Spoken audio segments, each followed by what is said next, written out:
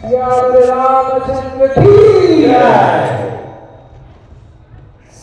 प्रभुपाद की जय। श्री रामनवमी महोत्सव की जय। नमो विष्णुपादाय कृष्णप्रेष्ठाय भूतले श्रीमते भक्तिवेदांत स्वामिनिति नामिने। नमस्ते सारस्वते देवे गौरवाणी प्रचारिणे निर्विशेष शून्यवादी पाश्चात्य देशधारिणे। जय श्री कृष्ण चैतन्य प्रभु नित्यानंद श्री अद्वैत गदाधर श्रीवासादि गौरभक्तवृंद। हरे कृष्णा कृष्ण कृष्णा हरे हरे हरे राम राम राम हरे हरे। श्रील प्रभुपाद की जय। सीताराम लक्ष्मण हनुमान परिवार की जय। श्री रामचंद्र भगवान की जय। जय श्री राम। हरे कृष्णा। ఈరోజు చాలా పుణ్యదినం, శ్రీరామ నవమి మహోత్సవం. శ్రీరామచంద్రులు ఈ లోకానికి అవతరించిన రోజు. అన్ని అవతారాలు మీరు చూసారంటే కొద్ది లీలల కోసమే వస్తాయి. అంటే కృష్ణ భగవద్గీతలో చెప్తారు, అందరూ సైలెంట్గా ఉండండి. యదా యదా హి ధర్మస్య గ్లానిర్భవతి భారత అభ్యుత్థానమధర్మస్య తదాత్మానం సృజామ్యహం.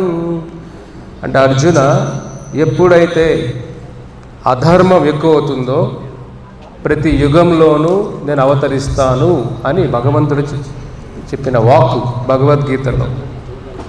కాబట్టి భగవంతుడి అవతరణ సామాన్యం కాదు. కృష్ణావతారం 130 సంవత్సరాల వరకు ఈ లోకంలో ఉన్నది.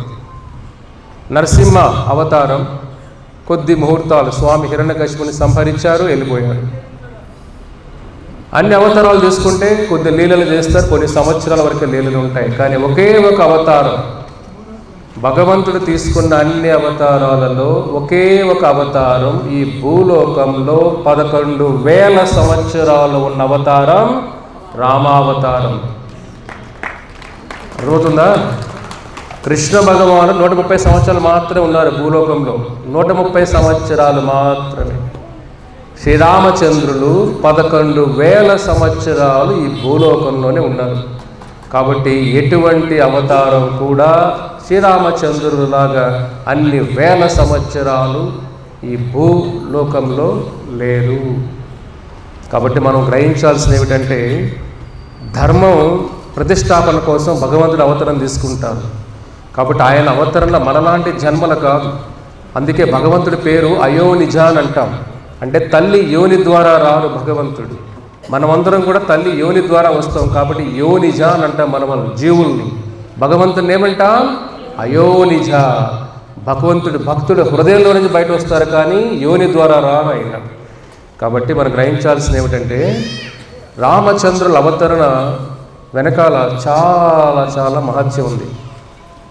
మొట్టమొదటి తెలుసుకోవాల్సింది, రావణ, కుంభకర్ణ, విభీషణ, శూర్పణఖ, ఖర, దూషణ, 5 మంది. వీళ్ళ 5 మంది విశ్రవ అనే గొప్ప బ్రాహ్మణుడి పిల్లలు. కేశిని ఒక రాక్షసంగురంలో ఉన్న తల్లి ద్వారా పుట్టిన వాళ్ళు వీళ్ళు. వీళ్ళకి తల్లి ఏం బోధిస్తుందంటే, కుబేరుడు చాలా ధనవంతుడు, కుబేరుడు తల్లి, రావణుడు తల్లి ఇద్దరు కూడా సవతులు. వాళ్ళిద్దరి భర్త ఎవరు? విశ్రవ. కాబట్టి మీ తమ్ముడు అంటే మీ అన్న కుబేరుడి కంటే మీరు ఎక్కువ సంపాదించాలి, మీరు తపస్సులు చేయండి, డబ్బుల కోసం తపస్సు చేయండి అని చెప్పి కేసిని వాళ్ళు బాగా బోధన చేస్తుంది. లంకా నగరం ఎవరిది? ఫస్ట్లో కుబేరుడిది లంకా నగరం. ఎప్పుడైతే ఆస్తులు చూసి ఒక లోభం పుడుతుందో అప్పుడు వాళ్ళు వీళ్ళకన్నా ధనవంతులు రావాలని తపస్సులు మొదలు పెడతారు. ఆ విధంగా రావణుడు అతి భయంకరమైన తపస్సులు చేస్తాడు, విభీషణుడు తపస్సులు చేస్తాడు, అందరూ తపస్సులు చేస్తారు. ఆ తపశ్శక్తికి మెచ్చి బ్రహ్మదేవులు వస్తారు. రావణ్ణి అడుగుతారు ఏం కోరికలు ఉన్నాయి అని. నాకు మృత్యువే ఉండకూడదు అని అంటాడు, హిరణ్యకశిపులాగే మృత్యువే ఉండకూడదు. బ్రహ్మదేవులు అంటారు మృత్యువు లేకుండా కుదరదయ్యా, నేను చనిపోతాను, నేను ఎక్కడ నీ చావులకు ఎలా చేయగలుగుతానని చేయలేనయ్యా. అది చేయలేనంటే సరే, దేవతలను చంపకూడదు, రాక్షసులు చంపకూడదు, గంధర్వులు చంపకూడదు, సృష్టిలో ఉన్న అన్ని జీవరాశులు అడుగుతాడు, అందరూ చంపకూడదు అని అంటారు. ఒకరిని మాత్రం మర్చిపోతాడు. మర్చిపోడు, వీళ్ళేం చంపుతారులే అనుకుంటాడు. ఎవరు వాళ్ళు? మానవులు, మనమే, మనుషులేం చంపుతారులే. దేవతలు అంటే శక్తి ఉంది, మనుషుల దగ్గర ఏముంటుంది? అంతే కదా, ఒక బలహీనుడు అనేం చంపుతాడు. ఆ భావంతో మనుషుల్ని ద్వారా చావు నాకు రాకూడదు అని అడగడు రావణాసురుడు. అదొక్కటి మర్చిపోతాడు, అంటే అడగడు కావాలని. తర్వాత కుంభకర్ణ నీకేం కావాలి అంటే నిత్యాష్ట అని అంటాడు. నిత్యాష్ట అనాల్సిన ఏమో నిద్రావస్థ అంటాడు. అంటే ఏమిటి? నిత్యం నేను ఆనందంగానే ఉండాలి, నిత్యం చావులేక ఉండాలని కోరుకునేది. అడిగేటప్పుడు ఆ సరస్వతి ఏం చేస్తుంది? ఆ పదాలని నిత్య వెళ్ళిపోయి నిద్రావని వచ్చేస్తుంది.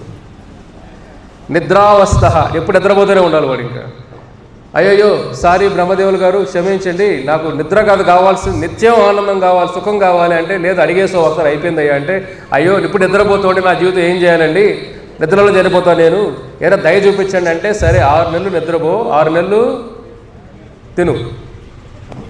ఆ విధంగా కుంభకర్ణుడు ఏమవుతుంది? 6 నెలలు నిద్రపోవడం, 6 నెలలు తినడం. తర్వాత విభీషణుడు వంతు వస్తుంది. విభీషణ నీకేం కావాలి? నువ్వు తపస్సు చేసావే, నాకు ఆ నారాయణుడి పైన భక్తి నివ్వు స్వామి అని అంటాడు. అర్థమవుతుందా? ఏం కోరుకోవాలి భగవంతుడిని మనం?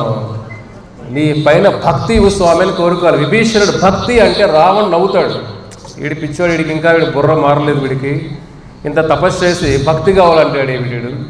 ఏదన్నా మంచి సుఖాలు, ధనం, భూమి అని అడగకుండా భక్తి కావాలంటాడు వీడు, నవ్వుతాడు రావణ్ విభీషణుడు చూసి. తర్వాత శూర్పణఖ నీకేం కావాలి? నాకు ఏ రూపమైనా తీసుకునే విధంగా ఆ శక్తి నాకు కావాలి అని అంటుంది. ఈ విధంగా వాళ్ళ కోరికలు వస్తాయి. రావణుడు ఎప్పుడే తపస్సు ద్వారా శక్తులు వచ్చిన తర్వాత ఋషులని, భక్తులని, ఆ సమస్త జీవరాశుల్ని, దేవతలను కూడా హింసించడం మొదలు పెడతాడు. ఎవరికైనా శక్తి ఉన్నప్పుడు, డబ్బు ఉన్నప్పుడు ఏమవుతుంది? మదం వస్తుంది. మదం అంటే ఏమిటి? అహంకారం.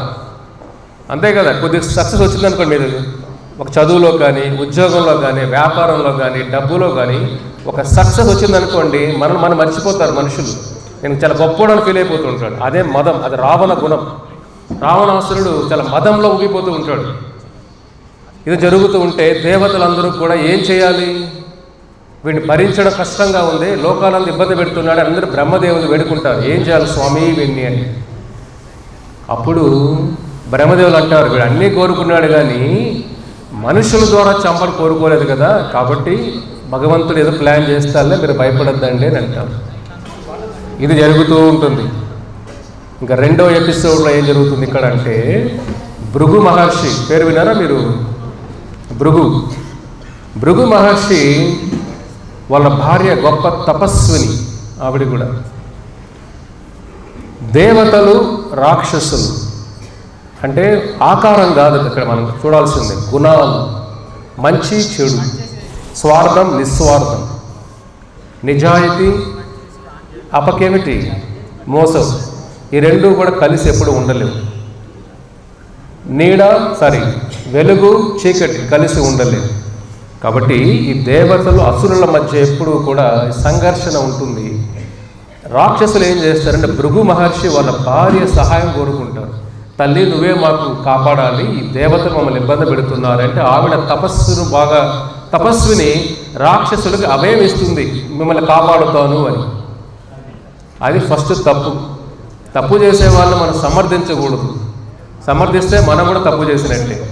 తప్పు చేసే వాళ్ళని మనం మందలించాలి అట్లీస్ట్. ఆవిడ ఏం చేసింది, మీకు నేను ధైర్యంగా మీకు సహాయం చేస్తాను అని దేవతలకి వ్యతిరేకంగా వెళ్తుంది.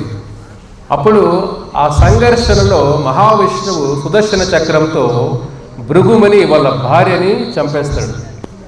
ఎందుకంటే నువ్వు అసురులకి ఆశ్రయం ఇస్తావా అని భృగుమని భార్యని సంహరిస్తాడు. అప్పుడు భృగుమని అది తెలుసుకున్న తర్వాత చాలా బాధపడిపోతాడు. అయ్యో నా భార్య నాకు దూరం అయిపోయిందే అని బాధలో ఉంటాడు. అప్పుడు ఎవరైతే ఈ పని చేశారో వాళ్ళు కూడా భార్యకి దూరంగా ఉండాలి, ఆ భార్యకి దూరంగా ఉంటూ బాధలు అనుభవించాలి అని ఒక బాధతో ఒక మాట అంటాడు. అర్థమవుతుందా? ఎప్పుడైతే అతనికి మహావిష్ణువే సుదర్శన చక్రం సంహరించాడని తెలిసినప్పుడు చాలా బాధపడిపోతాడు. అయ్యో మహావిష్ణువుని శపించానేమిటి నేను, భగవంతుడి శాపం రాదు. కృష్ణుడు కూడా గాంధారి శపిస్తుంది. అందరూ అనుకుంటారు గాంధారి శాపం వల్ల కృష్ణుడు వంశం వెళ్ళిపోయింది. అది కాదు, అది ఎప్పుడో ప్లాన్లో ఉంది. గాంధారి కొద్దిగా దాంట్లో భాగమైంది అంతే. కాబట్టి భగవంతుని శపించడం ఏమవుతుంది, భగవంతుడి శాపం పాకం. ఆయన మయాధ్యక్షేణ ప్రకృతి ఆయన ఆధీనంలో ఉంది, ఆయనకి శాపం ఎలా తగ్గుతుంది చెప్పండి. కాబట్టి భగవంతుడు ఎప్పుడు కూడా ప్రకృతికి అధీనంగా ఉండరు. ఎప్పుడు ప్రకృతి ఆయన ఆధీనంలో ఉంటుంది. ఎప్పుడైతే భృగుమని ఆ మాట అంటారో అప్పుడు మహావిష్ణువు నా భక్తుడే కదా నువ్వు, నేను ఆల్రెడీ ప్లాన్ చేస్తున్నాను, ఈ రావణాసురుడు చాలా ఇబ్బంది పడుతున్నాడు, ఒక మానవ రూపంలో రావాలి, అది ఆల్రెడీ ప్లాన్ అయింది, నీ ద్వారా కూడా జరుగుతుంది. అప్పుడు భృగుమని కొద్దిగా హృదయం శాంతపడుతుంది. స్వామి నిన్ను శపించడం ఏమిటి, నేను చూడండి ఏదో బాధలో శపించేశానే, శాపం కాదు, భగవంతుడి యొక్క స్క్రిప్ట్ అంతా ఇది. ఆ స్క్రిప్ట్లో భృగుమని భాగమయ్యాడంతే. కాబట్టి భృగుమని ఏమంటాడు, నువ్వు మానవ రూపంలో ఉండాలి, భార్యకి దూరంగా ఉండాలి, ఆ బాధ అనుభవించాలి అంటాడు. అది రెండవ ఎపిసోడ్. ఇక్కడ భృగుమనిది అయిపోయిందా, ఫస్ట్ రావణుడిది, భృగుమని. ఇప్పుడు భగవంతుడు ఎలా రావాలి, శక్తి రూపంలో, శక్తులతో రాకూడదు ఆయన. రావణుడి కోరిక ఏమిటి, రావణుడికి ఇచ్చిన వరం మనిషి ద్వారా మాత్రమే. అందుకే భగవంతుడు ఇప్పుడు ఒక సాధారణ మానవుడిలాగా రావాలి ఈ లోకానికి. అంతే కదా, ఒకవేళ మీరు ముఖ్యమంత్రి అయి ఉండొచ్చు, అన్ని లోపల ఇంట్లో పెట్టి చిన్న పంచి కట్టుకొని సింపుల్గా బయటకు రావాలి అంటే ఎలా అనిపిస్తుంది, కష్టం అనిపిస్తుంది కదా. అంటే సాక్షాత్ భగవంతుడు వైకుంఠపతి ఈ లోకాల్లో ఒక సాధారణ మనిషిలాగా రావాలి రావణ్ణి చంపడం కోసం. ఇది జరగాలి. ఎలా జరగాలి? ఇప్పుడు మూడో ఎపిసోడ్ ఏమిటి, దశరథ. దశ అంటే 10, రథ అంటే రథం. దశరథ పేరు ఎందుకు వచ్చిందంటే ఆయన శక్తి ఎలాగంటే 10 రథాలతో 10 రథాల పైన ఉన్నట్టుగా 10 దిక్కులతో ఒకేసారి యుద్ధం చేసే శక్తి ఆయనకుంది. అర్థమవుతుందా? అన్ని దిక్కులు చూస్తూ 10 రథాల పైన ఒకేసారి యుద్ధం చేసే శక్తి ఆయనకుంది. అందుకే ఆయన పేరు దశరథ. ఆయనకి మొట్టమొదటి పెళ్లి చేసుకుంటారు, అందరూ తెలుసు ఎవరు, కౌశల్య. రెండవది సుమిత్ర, 3 కైకేయి. వీళ్ళ ముగ్గురులో కూడా ఎవరికి కూడా పిల్లలు ఉండరు. కానీ కౌశల్యకి మాత్రం ఒక ఆడపిల్ల పుడుతుంది. ఆవిడ పేరేమిటి, శాంతం. కానీ ఒక రాజుకి ఏమిటి, కొడుకు ఉండాలి. రాజ్యాన్ని పరిపాలించడానికి, ప్రజల్ని కూడా ఒక మంచి సనాతన మార్గంలో నడిపించడానికి రాజు అవసరం. రాజు అంటే ఊరికి ట్యాక్సులు కట్టడం కాదు. రాజు అంటే ప్రజలని భక్తి మార్గం నడిపించే వ్యక్తి రాజు అంటే. ఇక్కడ ఏమైంది, దశరథుడి పిల్లలు లేకుండా బాధపడుతూ ఉంటాడు. ఆడబిడ్డ పుట్టినప్పుడు ఏమవుతుందంటే ఆయన స్నేహితుడు ఉంటారు, రోమపాద, ఏం పేరు, ఆ రాజుకి పిల్లలు లేరు. సరే నా కూతుర్ని నీకు తీసుకోవయ్యా అని దశరథుడు ఆ కూతురు శాంతాన్ని రోమపాదకి దత్తతగా ఇచ్చేస్తాడు. ఇప్పుడు ఎవరు పిల్లలు ఉండరు కదా. 60,000 సంవత్సరాలు వయసు అయిపోతుంది దశరథుడికి కూడా.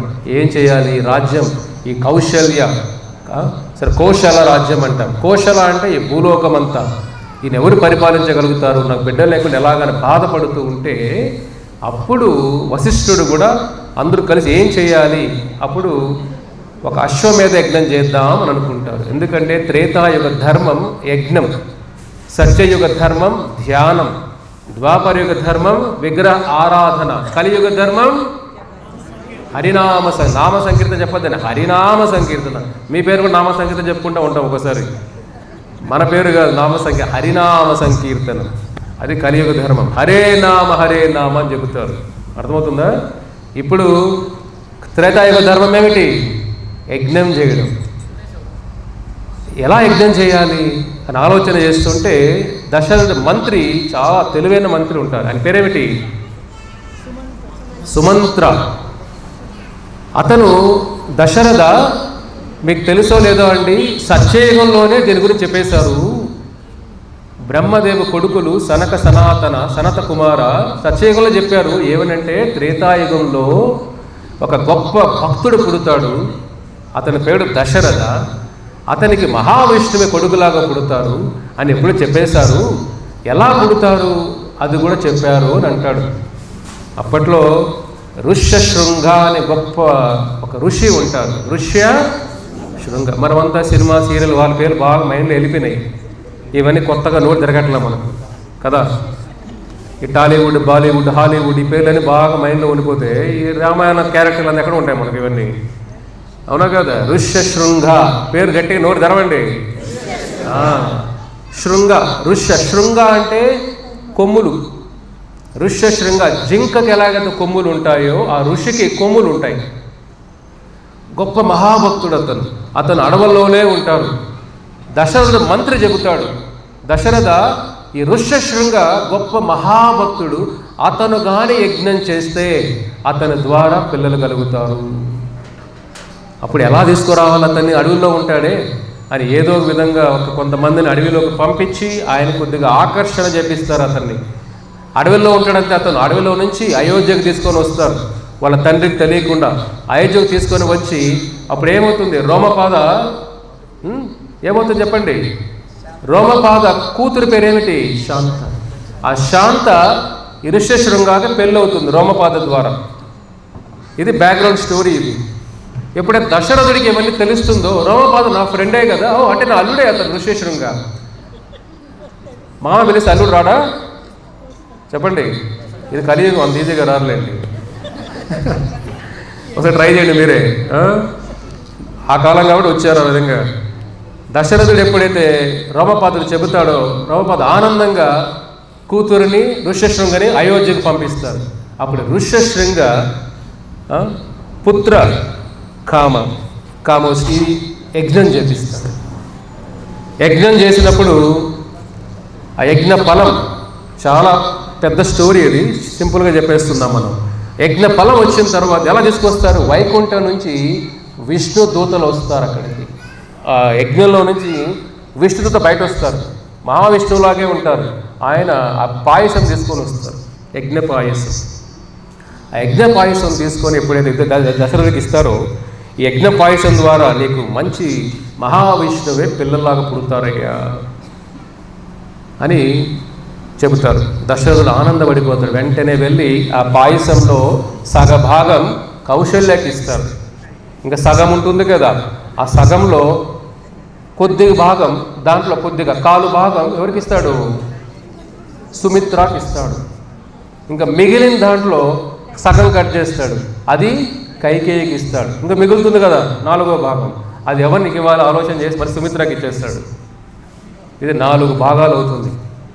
కౌశల్యకి ఆ పెద్ద భాగం వెళ్తుంది కదా, ఆ పెద్ద భాగం ఎవరు?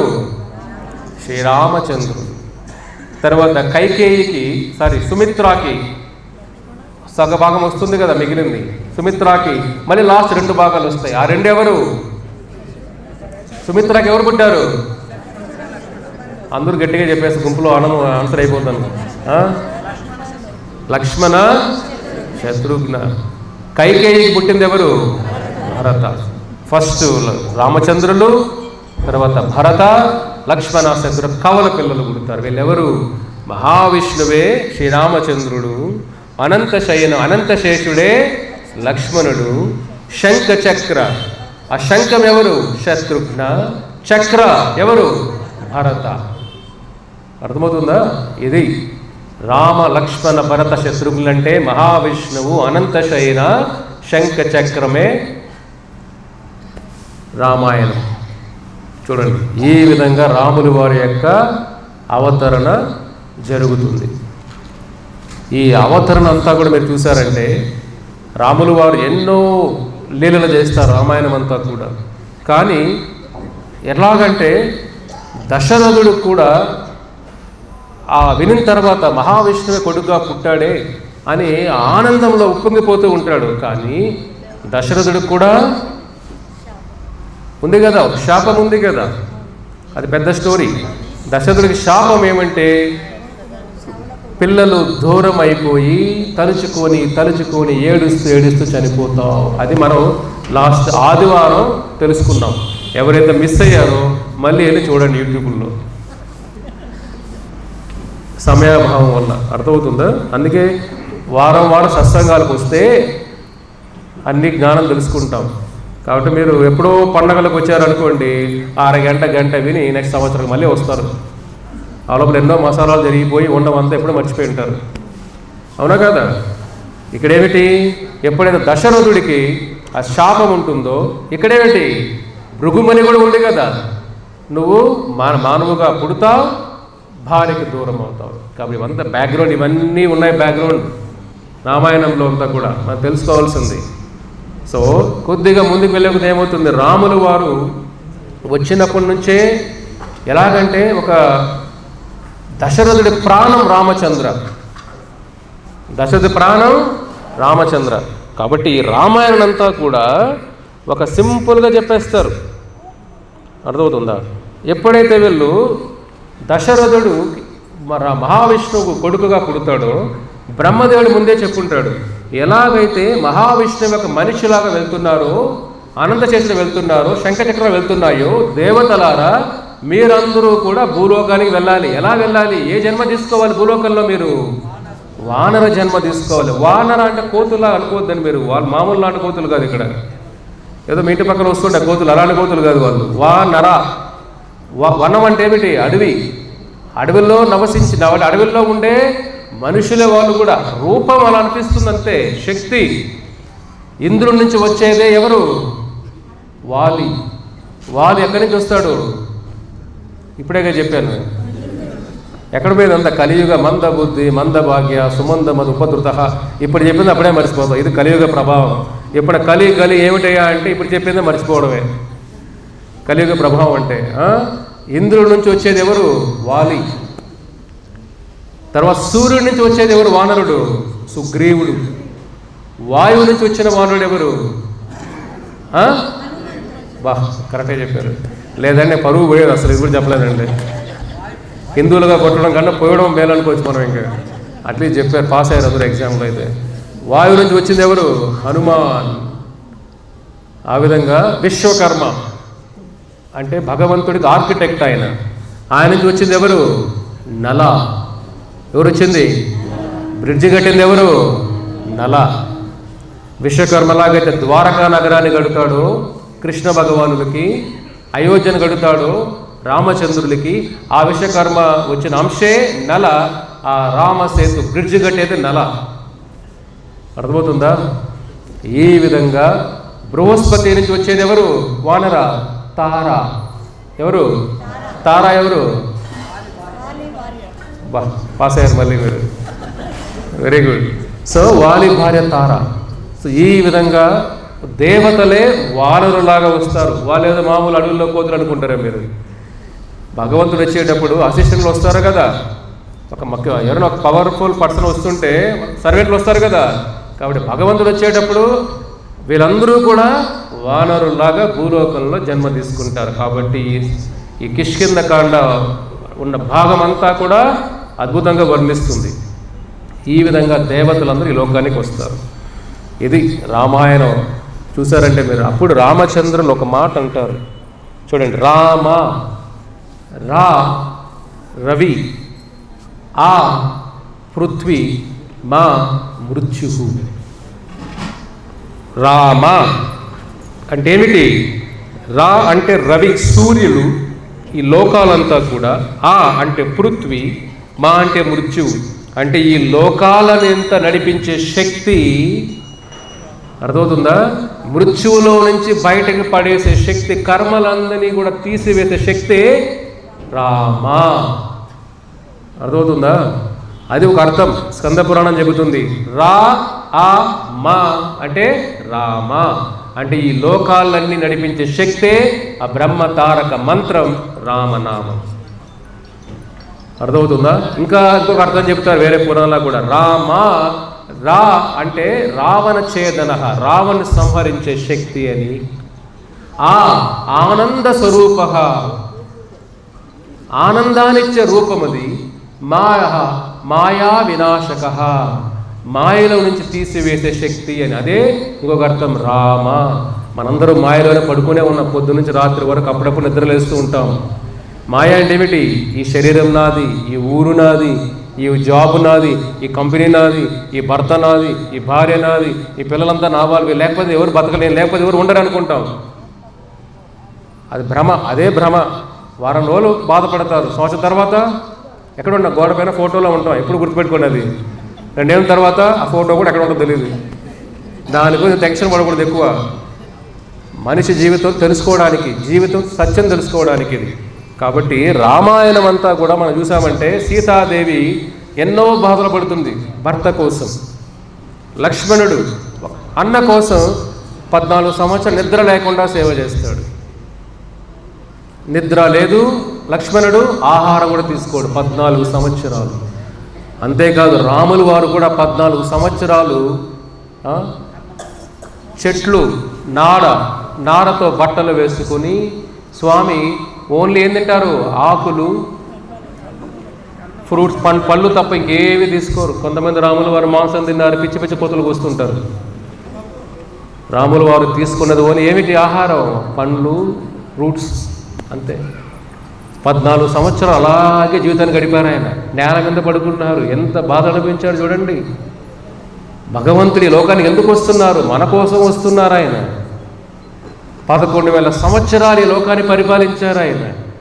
కాబట్టి ఆ రామ అనే దాంట్లో అర్థం చెబుతారు చూడండి. ఈ రామాయణం అంతా కూడా ఒకే శ్లోకంతో కూడా చెప్పేయచ్చు మనం, ఒకే శ్లోకంతో కూడా. ఆ రామాయణంలోనే ఇంకోటి చెప్తారు, రామచంద్రులు అంటారు ఈ రామాయణం గురించి చెప్పేటప్పుడు, సకృత్ ఏవ ప్రపన్యాః తవ అస్మీతి తే ఆచతే అభయం సర్వభూతేభ్యో దదామి ఏతద్ వ్రతం మమ.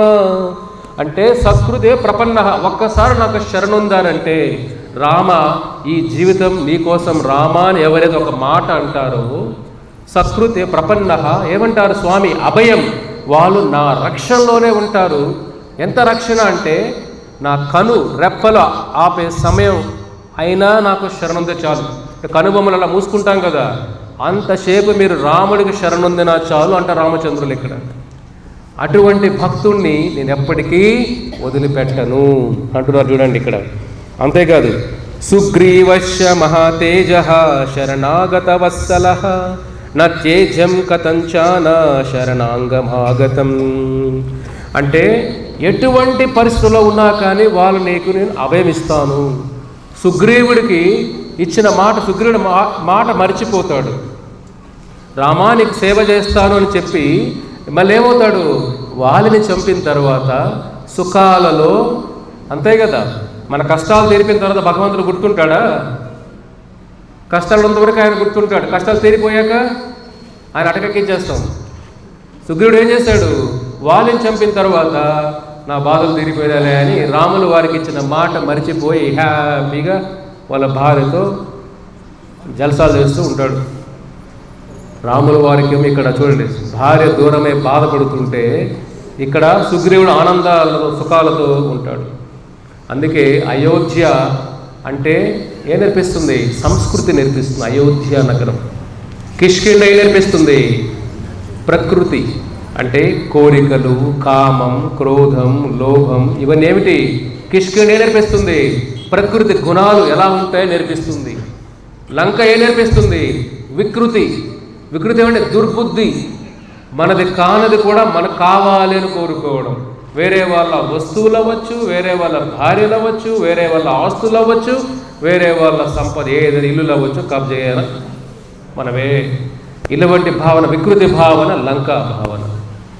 కాబట్టి ఇక రామచంద్రులు ఏమంటున్నారు? ఎవరైతే నాకు శరణొందుతారో వాళ్ళ తప్పులు చేసినా మళ్ళీ క్షమిస్తాను, వాళ్ళకి అభయం ఇస్తాను అంటాడు. సుగ్రీవుడు తప్పు చేసినా లక్ష్మణుడు ఎలా ఉంటాడంటే కోపంలో సుగ్రీవుడిని చంపడానికి వస్తాడు. ఎట్లనరా మర్చిపోతావు నువ్వు రాముల వారికి ఇచ్చిన మాట, నువ్వు ఎంజాయ్ చేస్తున్నావు ఇక్కడ అని. కానీ సుగ్రీవుడి భార్య లక్ష్మణ క్షమించు, తప్పు చేశాడు, ఒక అవకాశం మళ్ళీ స్వామి అని వేడుకుంటుంది. అప్పుడు లక్ష్మణుడు క్షమిస్తాడు. అప్పుడు సుగ్రీవుడు మళ్ళీ స్పృహలోకి వచ్చి, అయ్యో మనం మాట ఇచ్చామే సీతాదేవిని వెతికి పెడతామని అని అప్పుడు మళ్ళీ సీతాదేవి అన్వేషణ మొదలవుతుంది. అప్పుడు కూడా సుగ్రీవుడిని రామచంద్రులు క్షమిస్తారు కూడా. అదే అంటుంది ఇక్కడ. అంతేకాదు ఇంకేం చెప్తారు చూడండి. నిమేషానపి త్యాధ్యామా భక్తం దీనం కృపానిధే భక్తవత్సల మహయం స్వభావో నామస్తః. నిమిషం, ఒక నిమిషమైన రామా, ఈ జీవితం నీకోసం రామా అని ఎవరైతే ఆదృతగా స్వామిని వేడుకుంటారో ఆ నిమిషం చాలు, వాడికి నా జీవితం అంతా వాడికి అర్పించేస్తానంటారు రామచంద్రుడు. కానీ మనలో ఆ భావన రావాలి. చూడండి, ఇంత బాగా స్వామి అభయం ఇస్తుంటే ఇంకేం చెప్పాలి చూడండి. అదే రామరక్షణ స్తోత్రంలో కూడా చెబుతారు ఇక్కడ. ఆపదం అపహతరం దతరం సర్వసమాపదం లోకాభిరామం శ్రీరామం భూయో భూయే మమామ్యహం. ఈ లోకానంతా రక్షించే మంత్రం రామనామ. ఎవరైతే రామనామం జపం చేస్తారో వాళ్ళు ఎటువంటి కర్మలు చేస్తున్నా కానీ, ఎటువంటి కర్మలైనా, బ్రహ్మహత్య అయినా కూడా, అర్థమవుతుందా?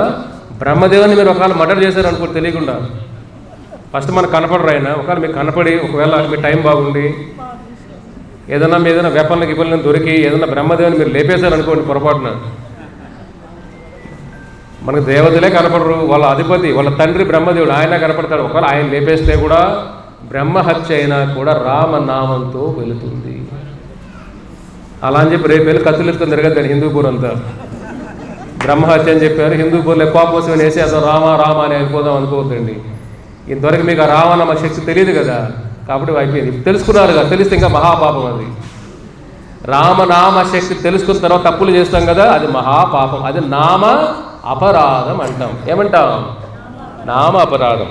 కాబట్టి రామనామాన్ని మనం దేనికైనా దానికి వాడుకోకూడదు. అదే చెప్తున్నారు ఇక్కడ. ఈ రామాయణం అంతా కూడా ఒక శ్లోకంలో చెప్పేస్తారు. అందరూ చెప్పండి. అతో రామ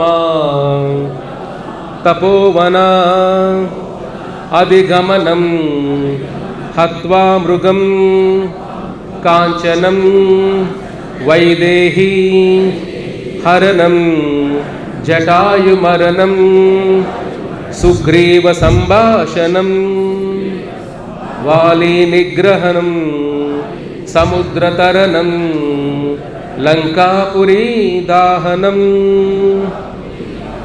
పశ్య రావణ కుంభకర్ణ హననం హేత్యద్ధి రామాయణం. దీని ఏకశ్లోకి రామాయణం అంటాం. రామాయణం అంతా ఒక శ్లోకంలో చెప్పేస్తారు ఇక్కడ. అర్థమవుతుందా? మీరు రోజు ఈ శ్లోకం తలుచుకున్నా చాలు, రామాయణం అంతా చదివేసినట్టే. ఏకశ్లోకి రామాయణం. ఏమంటారు ఈ శ్లోకాలు? ఏమంటారో చెప్పండి. రామచంద్ర అతో రామ తపస్సు చేస్తూ అడవిలోకి వెళ్ళిపోయారు ఆయన అంటూ మృగం కాంచనం. మృగం కాంచనం అంటే ఎవరు?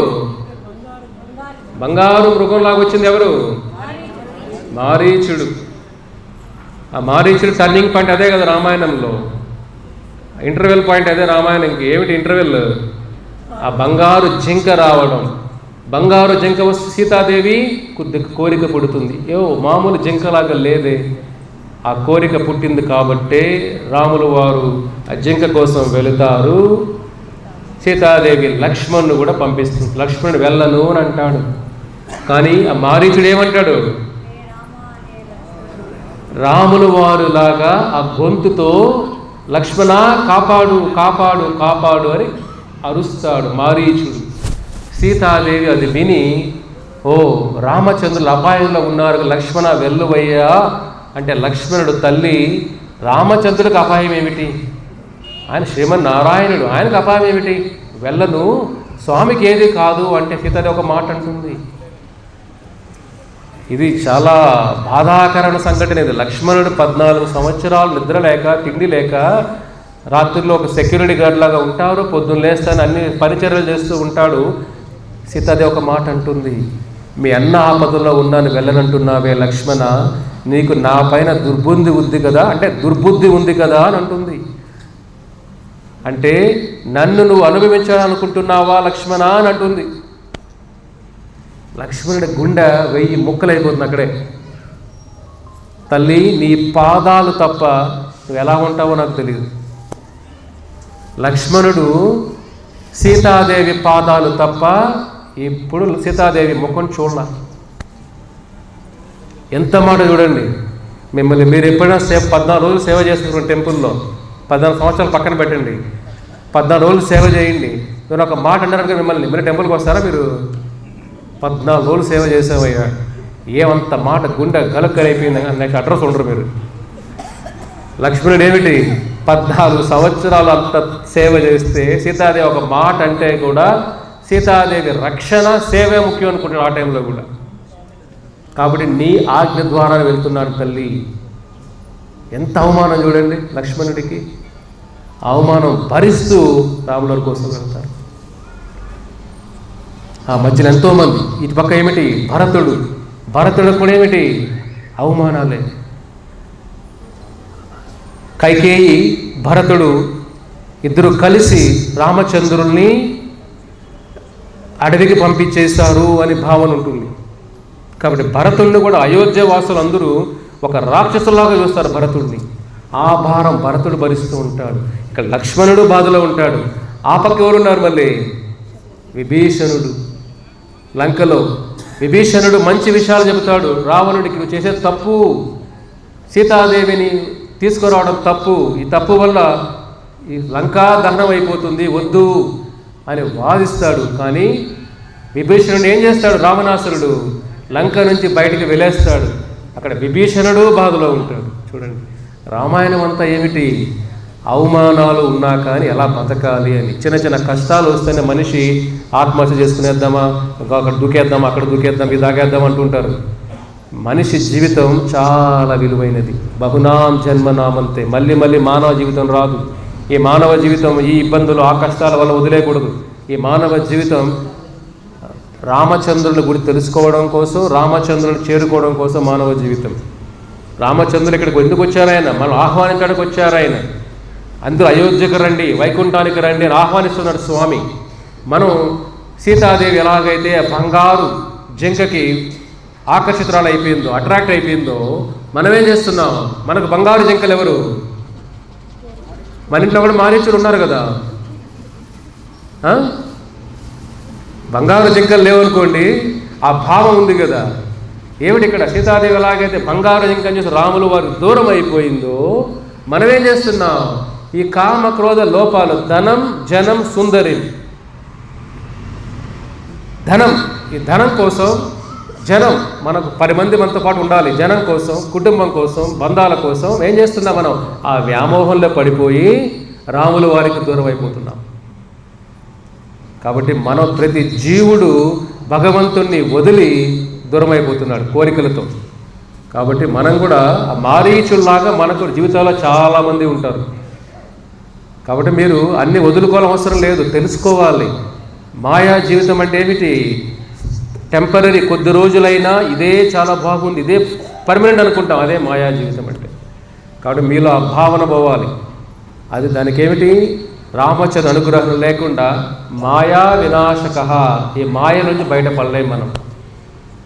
కాబట్టి ఇక్కడ చూడండి, సీతాదేవే కొద్దిగా ఆకర్షణలు అయిపోతే మళ్ళా అంటే మామూలు జీవుల పరిస్థితి ఏమిటి? మనకు మోక్షం పరిస్థితి ఏమిటి చెప్పండి? కాబట్టి మానవ జీవితం ఎప్పుడు సుఖాల కోసమే కాదు, ధనం కోసమే కాదు, కంఫర్ట్స్ కోసమే కాదు. మానవ జీవితం భగవంతుడు తెలుసుకోవడం కోసం మానవ జీవితం. ఏ జీవితాల్లో కూడా ఈ అవకాశమే లేదు, ఒక మానవ జీవితంలో తప్ప. కాబట్టి రామచంద్రులు ఈ భావన ప్రజలకు నేర్పించడానికి నిర్ణయం చేశారు ఆయన. అటువైపు చూడండి, మంచి కుటుంబంలో పుట్టిన వాలి ఎవరి అంశ? ఇంద్రుడి అంశ. కానీ ఏం చేశాడు? సుగ్రీవుడు సొంత తమ్ముడిని వెళ్ళగొట్టేస్తాడు. అది పెద్ద స్టోరీ. అది కూడా రాజ్యంలోకి రాకుండా చేస్తాడు. సుగ్రీవుడు భార్యను తీసుకెళ్ళిపోతాడు. అర్థమవుతుందా? తీసుకెళ్ళిపోతాడు. సుగ్రీవుని రానీయుడు, రాజ్యం వెలేసేస్తాడు. కాబట్టి ఎన్నో బాధలు పడతాడు సుగ్రీవుడు వాలి వల్ల. ఇప్పుడు మా కలియుగంలో చూస్తున్నాం కదా, అన్నదమ్ముల మధ్య ఆస్తి తగాదాలు అవ్వచ్చు, బాధలు అవ్వచ్చు, అక్కా చెల్లెల మధ్య అవ్వచ్చు, భార్యాభర్తల మధ్య అవ్వచ్చు. ఎంత స్వార్థం నడుస్తున్న కలియుగం అంతా కూడా. స్వార్థ గుణాలు, స్వార్థ కోరికలన్నీ కూడా. అప్పుడే వాలి స్వార్థంగా ఎలా చేశాడు చూడండి. సుగ్రీవుడు ఎన్నో బాధలు పడతాడు. దాని తర్వాత చూడండి, విభీషణుడు ఒక ధర్మం ఆచరిస్తాము అనుకుంటే ఏమవుతుంది? భార్య పిల్లలకి దూరం అయిపోతాడు కూడా. లంక నుంచి వెలేస్తాడు రావణుడు. కాబట్టి రామాయణ క్యారెక్టర్లన్నీ చూడొచ్చు మనం. కాబట్టి సృష్టిని నడిపించేది రామనామం. మనందరం కూడా ఆ రామనామాన్ని మనం జపం చేయాలి. అందుకే పద్మపురాణం అంటారు పరమశివుడు పార్వతీదేవితో ఏమంటారు ఆయన? శ్రీరామ రామ రామేతి రమే రామే మనోరమే సహస్రనామ తత్తుల్యం రామనామ వరాననే. పార్వతి అంటుంది, స్వామి విష్ణు సహస్రనామం చాలా కష్టము, చాలా సమయం పడుతుంది, గంట పడుతుంది, నా పిల్లలకు చదివే రాదు, వాళ్ళ సంస్కృతి ఏం చదువుతారు స్వామి, గంట కూర్చొని ఓపిక లేదు, ఏదైనా షార్ట్ కట్ మంత్రం ఉందా పార్వతి అడిగితే ఏమంటారు? అప్పుడు ఉంది పార్వతి, శ్రీరామ రామ రామేతి, రామ 3 సార్లు అని చెప్పి పార్వతి చాలు. సహస్రనామ తత్తుల్యం, ఈ విష్ణు సహస్రనామం చదివినంత పుణ్యం అంతా 3 సార్లు రామ అంటే వచ్చేస్తుంది పార్వతి. ఇది పరమశివుడు పార్వతి చెప్పి ఉపదేశం పద్మపురాణంలో. ఇది రామనామ శక్తి. ఇది అర్థమవుతుందా? 3 సార్లు రామ అంటే ఏమైంది? విష్ణు సహస్రనామం చదివేసినట్టే. కాబట్టి ఆ రామనామ మనం జపం చేద్దాం.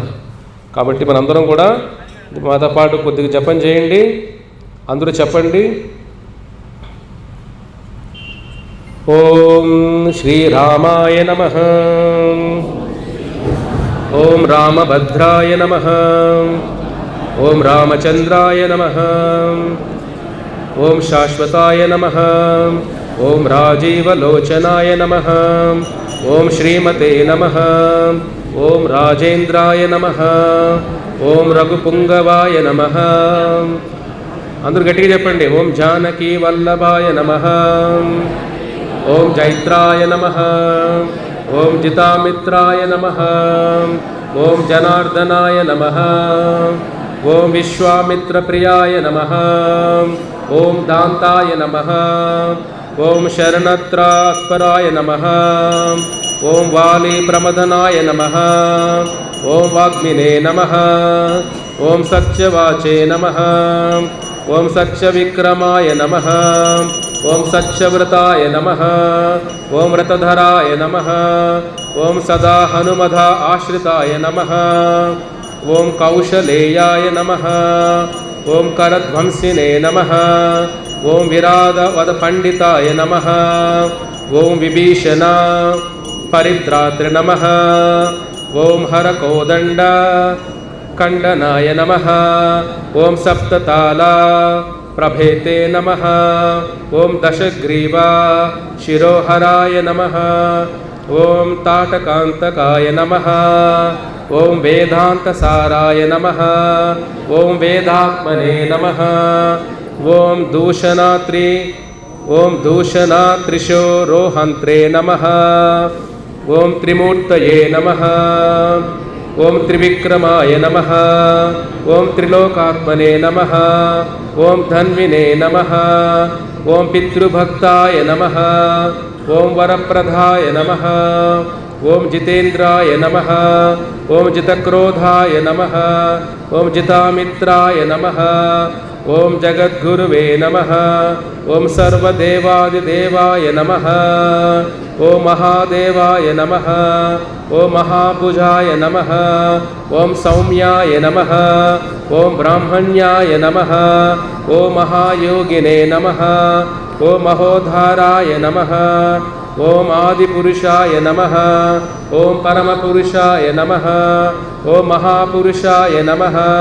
ఓం పుణ్యోదయాయ నమః. ఓం దయాసారాయ నమః. ఓం మితభాషినే నమః. ఓం పూర్వభాషినే నమః. ఓం రాఘవాయ నమః. ఓం అనంతగుణగంభీరాయ నమః. ఓం సేతుకృతే నమః. ఓం హరయే నమః. ఓం శ్యామాంగాయ నమః. ఓం సుందరాయ నమః. ఓం శూరాయ నమః. ఓం పీతవాసనే నమః. ఓం యజ్ఞినే నమః. ఓం పరమాత్మనే నమః. ఓం సచ్చిదానంద విగ్రహాయ నమః. ఓం పరం జ్యోతిషే నమః. ఓం పరాకాశాయ నమః. ఓం పరేశాయ నమః. ఓం పారాయ నమః. ఓం సర్వదేవాత్మకాయ నమః.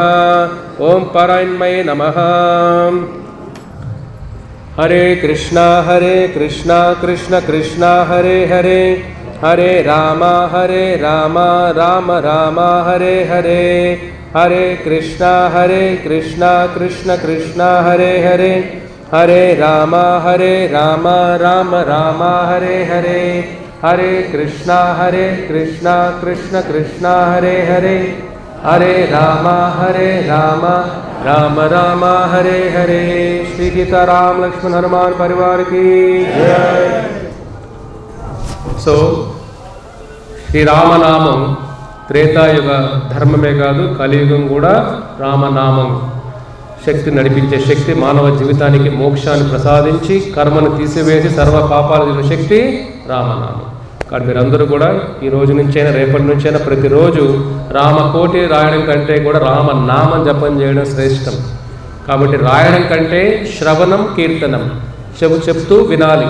ఇది శ్రవణం కీర్తనం శ్రేష్టకరం కలియుగంలో రాయడం కంటే కూడా. కాబట్టి మీరందరూ ఎవరైతే టైం ఉందనుకోండి ప్రతిరోజు హరే కృష్ణ మహామంత్రాన్ని ఒక 11 సార్లు జపం చేయండి. ఆ రామనామాన్ని, కృష్ణనామాన్ని, ఆ బ్రహ్మతారక మంత్రాన్ని జపం చేయండి. మీ జీవితాలు మారిపోతాయి, కర్మలు మారిపోతాయి, పాపాలన్నీ కూడా బయటపడగలుగుతాం, మోక్షం కూడా ప్రసాదిస్తుంది. ఇక్కడ అన్ని మంత్రాలు రామనామంలోనే ఉన్నాయి. కాబట్టి గణేశుడికి ప్రథమ పూజ వచ్చిందే రామనామం వల్ల. ఆ తర్వాత తెలుసుకుందాం రామనామ శక్తి అంతమంది. గణేశుడికే ప్రథమ పూజ దొరికే హక్కు, అదృష్టం దొరికింది రామనామం వల్ల. కాబట్టి మనందరం కూడా ఆ రామనామ జపం చేయాలి. రామరాజ్యం అంటే ఊరికే మన రోడ్ల పైన తిరిగే సరిపోదు. ఫస్ట్ ఇంట్లో జపం చేయండి, ఇంట్లో రామాయణం వినండి, రామనామం జపం చేయండి. అప్పుడు మన హృదయంలో మార్పు వస్తుంది, అప్పుడు రామరాజ్యం వస్తుంది. సిటిజన్స్ ప్రజలు మారితే రాముల రాజ్యం వస్తుంది. మనం మారకుండా రాముల రోజు ఏం చేయాలి ఇక్కడ? అంతే కదా. మనలో మార్పు రాకుండా రాముల రోజు ఏం చేయాలి? మనం మారాలి, మన హృదయం మారాలి, మనలో ఉన్న కామ క్రోధాలు మారాలి, ఆ దుర్గుణాలు పోవాలి, రాక్షస గుణాలు పోవాలి, స్వార్థం పోవాలి, మనిషిలో దైవ గుణాలు రావాలి. అవన్నీ ఎలా జరుగుతాయి? రామనామం వల్ల జరుగుతుంది. కాబట్టి రామాయణం అంటే రామనామాన్ని ప్రతిరోజు జపం చేయడమే. హనుమంతుడికి నేర్పించిందే రామనామ జపం. కాబట్టి రామాయణంతో ఏం నేర్చుకున్నామంటే హనుమంతుడు అన్ని ఎలా చేశారు? ఆయన కూడా రామనామ శక్తిని చేశారు ఆయన.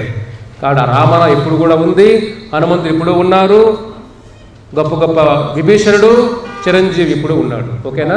మీరు అందరూ కూడా రామనామం ప్రతిరోజు జపం చేయండి. హరే కృష్ణ.